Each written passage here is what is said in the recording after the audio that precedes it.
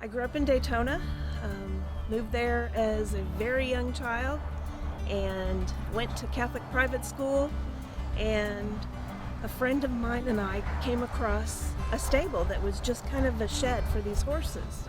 We would sneak over there and spend time with them and just bury our faces in their mane or hug on their neck, and the feeling that it gave us, it made a difference, and it absolutely changed the way I felt about animals and the way I felt about being outside.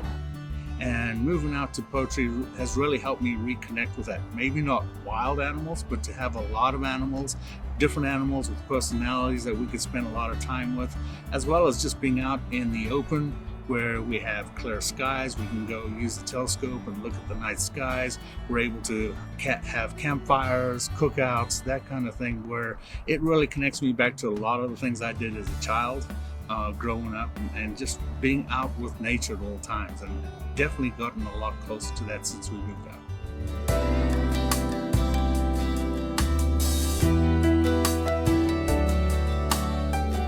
Getting to know Sean Reisinger and all that he does at Eagle Farm and Supply really has changed my respect for him.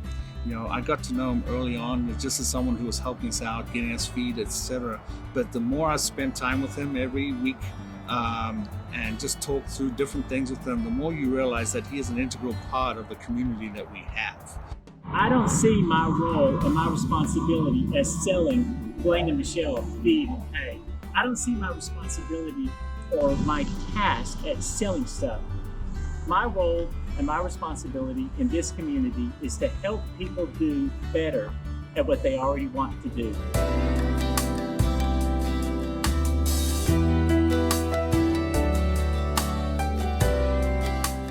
This land means home. When you get off work or if you've been in town and you come back to the land, it feels like home, it's peace, it's happiness. We take care of our land and it raises grass. We take care of the soil, it raises grass, and it raises the livestock that we eat from. We have tomatoes and peaches that we eat from, so the land is giving to us, it gives us nourishment. We see so many places now that are covered up by homes and developments. Before the homes and developments, we had the plow that came in and broke the land up. So we've lost a lot of our diversity. We've lost our insects and our bird diversity. When you break up the land, you also lose your little microbes that are in the land that help the land flourish and nourish itself back. So one of the things that I know I can do is I was able to take some of the cropland and put it back into coastal fields. Now those coastal fields are on the upland. The rest of my land is slightly sloping and slopes down to the river bottom.